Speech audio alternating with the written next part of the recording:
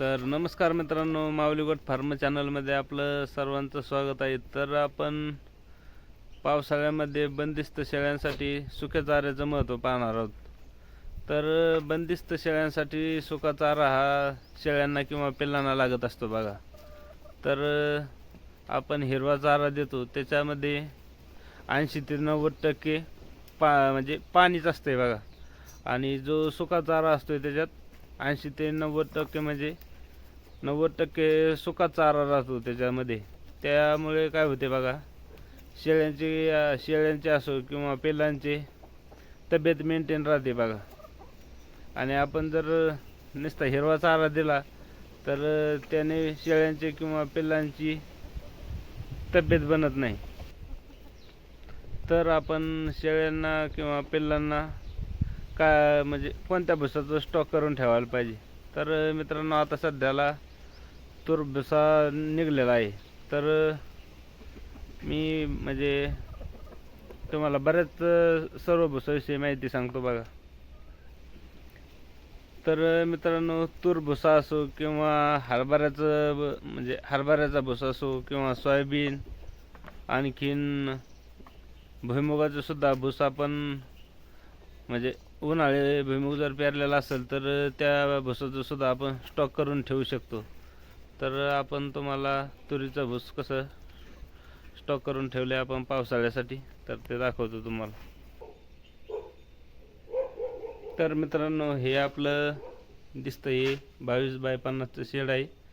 तर आपण याच्यामध्ये सुका चारा आता म्हणजे स्टॉक करायला चालू केलेला आहे बघा.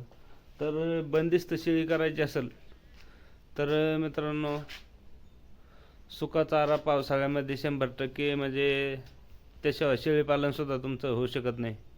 आणि आपली ज्वारी असेल त्याचा कडबा म्हणजे बाटूक हे आपल्याला सुक्या चाऱ्यासाठी सुद्धा वापरता येते. आणि भुईमुगाची येलं ती संपूर्ण स्टॉक करून ठेवा, त्याने जेणेकरून शेळ्या निरोगी राहतात आणि पाणी भरपूर पितात बघा. आणि पावसाळ्यात जर आपल्याला जर सुका चारा नसेल तर शेळ्यांची तब्येतसुद्धा वाढू शकत नाही बघा. त्यामुळे सुक्या चाऱ्याचा स्टॉक करणं गरजेचं आहे. आता इथं आपण तुरीचा भुसा पण सध्याला साठवून ठेवलेला आहे. आणि ह्या एरियात इथं दिसतंय, इथं आपण पिल्लं दुपारी कोंडत असतो बघा.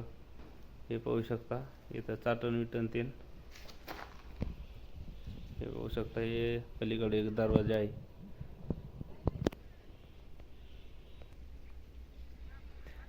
तर मित्रांनो, पावसाळ्यामध्ये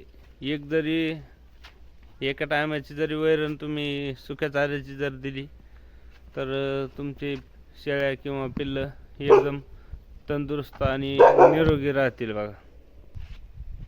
तर मित्रांनो, शेळ्याला किंवा पिल्लांना जर सुका चारा असेल तर पिल्ला आणि शेळ्यांची क्वालिटी चकाकी वेगळीच राहते बघा पावसाळ्यामध्ये.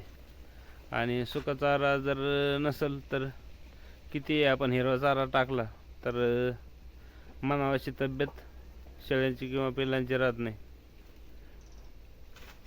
आता हे आपल्या सर्व शेळ्याला 2-2, 3-3 पिल्ले आहेत. तर एकदम क्वालिटीचे आहेत. तर मित्रांनो, अशाच माहितीसाठी आपल्याला सबस्क्राईब करा. व्हिडिओ जर आवडला तर लाईक, फॉलो आणि सबस्क्राईब करा. धन्यवाद.